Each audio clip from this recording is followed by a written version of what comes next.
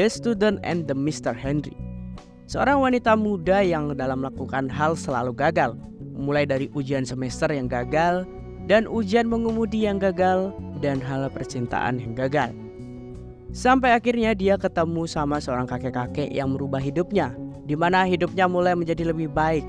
Tapi semua itu ada biaya yang harus diberikan kepada si kakek. Ia adalah si Konstan, seorang wanita muda yang mempunyai usia sekitar 20 tahun. Apapun yang ia kerjakan pasti salah dan tidak fokus.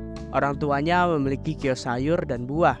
Ia disuruh membantu, tapi si Konstan tidak bisa mengerjakannya dengan baik.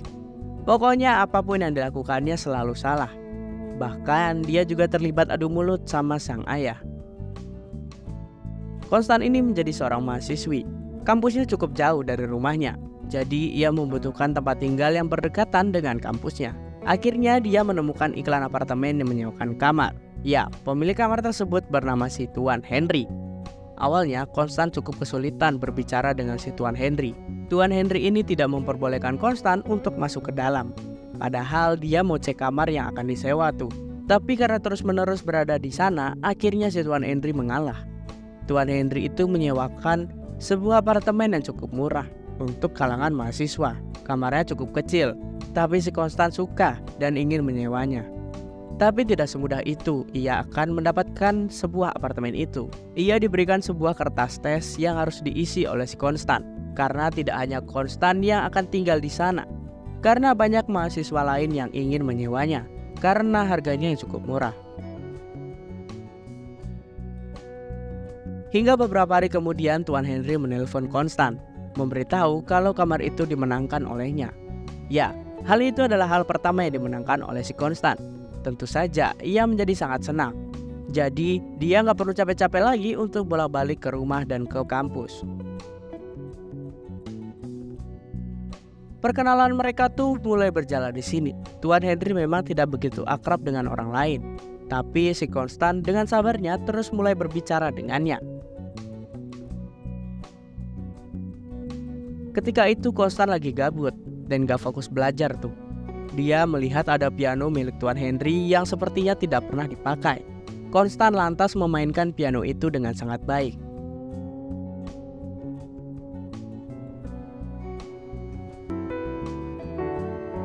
Tapi sayangnya tiba-tiba Tuan Henry datang dan ia terlihat sangat tidak senang. Tuan Henry tidak senang jika Konstan memainkan piano itu lagi. Dan ia akan berani mengusir si Konstan dari sana. Atau si Konstan akan dikenakan denda tuh.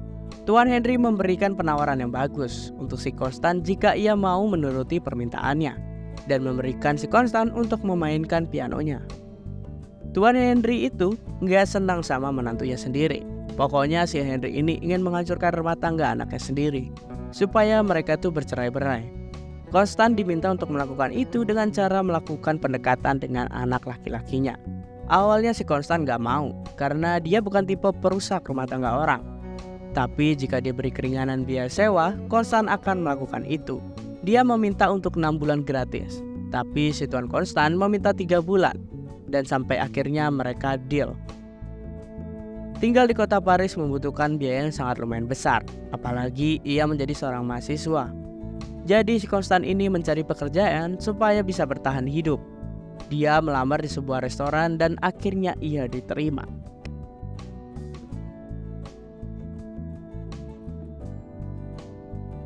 Keesokan harinya anak Tuan Henry datang ke sana, namanya Paul. Dia ingin mengunjungi ayahnya di sana. Konstan langsung beraksi. Pokoknya hal-hal yang membuat laki-laki menjadi kesemsem. Meskipun Konstan tidak begitu handal, bermodal pakaian kecil yang Konstan pakai, udah bisa membuat si Paul menjadi gagal fokus. Paul dan ayahnya ini ternyata memang gak pernah akur. Apalagi ketika si Paul ini menikah dengan orang yang tidak disetujui oleh si Tuan Henry. Hari-hari telah berlalu, Konstan terus mencoba untuk membuat Tuan Henry nyaman berada di sekitarnya. Ujian semester juga udah dilaksanakan. Dan seperti biasa, ia terlihat tidak fokus dan tidak bisa mengerjakannya. Sampai suatu hari, Paul pun datang kembali bersama istrinya yang bernama Valerie. Mereka ingin makan di sana bersama-sama. Tentu saja, Konstan bereaksi secara tipis-tipis karena lagi ada istrinya si Paul.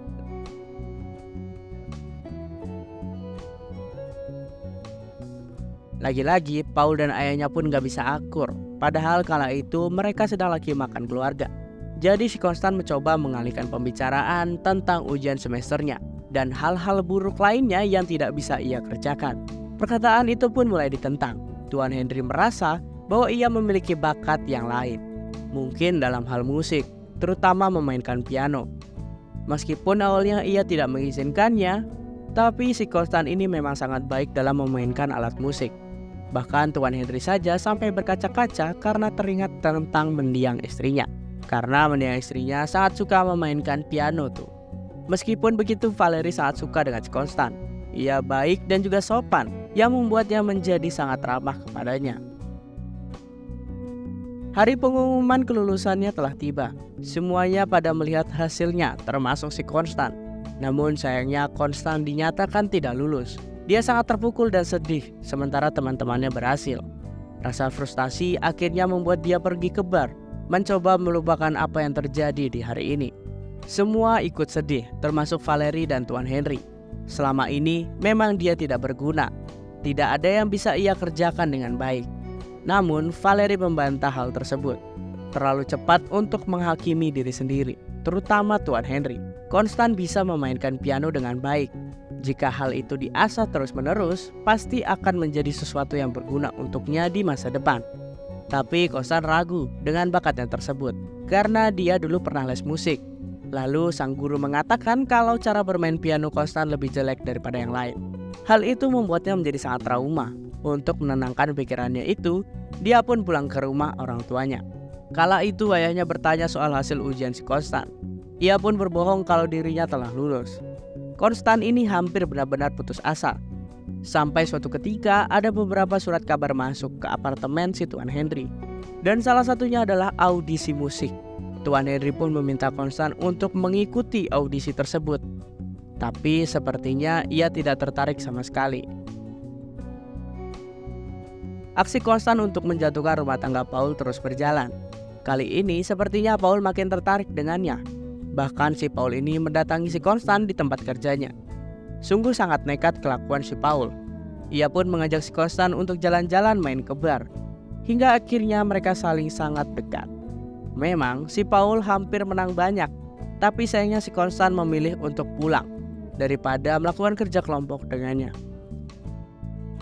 Hasilnya Paul kena marah sama si Valerie karena semalam ditelepon gak bisa diangkat. Valerie pun menuduh kalau si Paul itu berselingkuh. Udah gitu, dia menemukan jaket cewek di mobilnya. Apa yang terjadi di hari itu tampaknya membuat si Valerie menjadi kesal, hingga dia akhirnya memutuskan untuk bercerai. Misi Tuan Henry pun sepertinya akan berhasil. Namun Paul juga senang akan hal tersebut, karena dia beranggapan ia bisa bersama dengan si Konstan. Sayangnya Konstan tidak menjawab panggilan telepon si Paul dan seakan-akan meninggalkannya. Keesokan harinya Paul dipanggil oleh si Valerie ke rumah ibunya. Dan ternyata si Valerie ini telah mengandung anaknya. Akhirnya si Paul pun gak jadi cerai dengannya, karena mereka akan memiliki seorang buah hati yang telah mereka idam-idamkan selama 10 tahun belakangan ini. Tapi Tuan Henry tidak senang. Mereka malah bertengkar dan beradu mulut. Misi Tuan Henry pun akhirnya gagal. Begitu pula dengan tujuan si Konstan yang gagal dalam ujian. Dan juga ia akan berusaha kembali ke rumah. Entah apa yang terjadi pada dirinya, seolah-olah dia itu gak pernah berhasil dalam melakukan hal apapun. Tuan Henry pun memberikan pencerahan kepada si Konstan kalau hidup ini memanglah begitu penuh dengan ujian. Tapi ujian mana yang kira-kira cocok untuk kita hadapi? Setiap orang berbeda-beda. Dan Tuan Henry pun yakin kalau si Konstan itu bisa berhasil jika ada di tempatnya. Perlahan-lahan Tuan Henry pun mulai bisa membuka hatinya kepada si Konstan, pada si Paul dan juga pada si Valerie. Dia mengaku salah telah berbuat yang tidak baik kepada anaknya sendiri. Usianya juga udah gak muda lagi. Dan kala itu Konstan sedang galau antara mengikuti perkataan Tuan Henry atau pulang dan menjadi orang gagal selamanya. Padahal Konstan sudah dijemput oleh sang ayah. Dan ternyata sang ayah juga tahu kalau si Konstan itu berbohong tentang hasil ujiannya. Dia marah dan meminta kalau si Konstan ini harus kembali pulang dan membuatnya bekerja di kios miliknya. Tapi si Konstan tidak mau dia pergi. Ia ingin mencari jati dirinya sendiri. Dia pun memutuskan untuk tinggal beberapa lama di apartemen Tuan Henry. Berbulan-bulan ia mengasah skill pianonya dan dibantu oleh si Tuan Henry. Sampai akhirnya hari audisi pun telah tiba. Tuan Henry pun berdoa supaya Konstan ini bisa lolos. Kalaupun belum lolos, ya jangan kecewa. Setidaknya Konstan telah berada di jalan yang benar.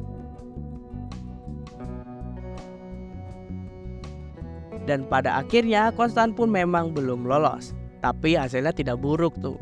Konstan pun kembali ke apartemen Tuan Henry. Di sana ada Paul yang mengemasi barang-barangnya. Dan ternyata sayangnya Tuan Henry telah meninggal beberapa hari yang lalu. Ia meninggalkan pesan untuk Konstan agar selalu berjuang dan jangan patah semangat. Doanya akan terus menyertainya sampai ia menjadi orang sukses. Dan film pun diakhiri dengan ending yang cukup bermakna.